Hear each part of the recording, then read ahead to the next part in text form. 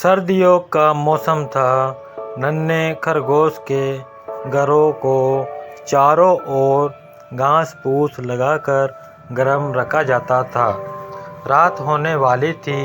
नन्हे खरगोश के मम्मी पापा ने उससे कहा, आ जाओ नन्हे, सो जाओ। रात होने वाली है और बाहर ठंड भी बहुत है, लेकिन मुझे नींद नहीं आ रही। मुझे बाहर जाकर खेलना है। नन्हे ने कहा, बेटा कल सुबह खेल लेना, रात में बाहर जाओगे तो बीमार हो जाओगे। मम्मी ने उसे समझाया। मम्मी की बात मानकर नन्हे आकर लेट गया, लेकिन उसे जरा भी नींद नहीं आ रही थी। वह थोड़ी देर लेटा, फिर मम्मी पापा से छिपकर बाहर आ गया और जंगल में घूमने निकल पड़ा। वह चलता जा रहा था। इस तरह कभी भी वह जंगल की ओर नहीं आया था, लेकिन वह रास्ता ध्यान से देख रहा था। मिट्टी में उसके पाँवों के छोटे छोटे निशान बनते जा रहे थे।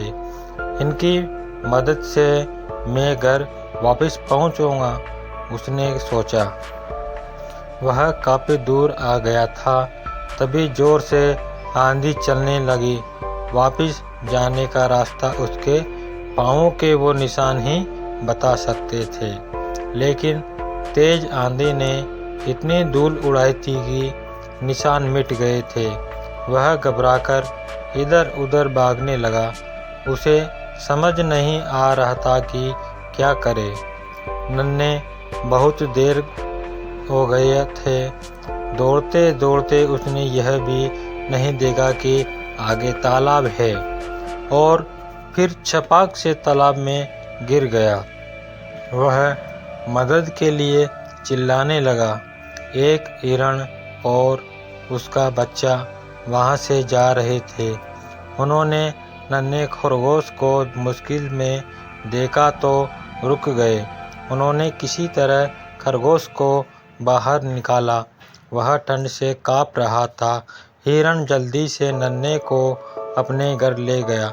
घर जाकर हिरण की मम्मी ने उसे अपनी गोद में लपेट लिया और दूध पीने को दिया।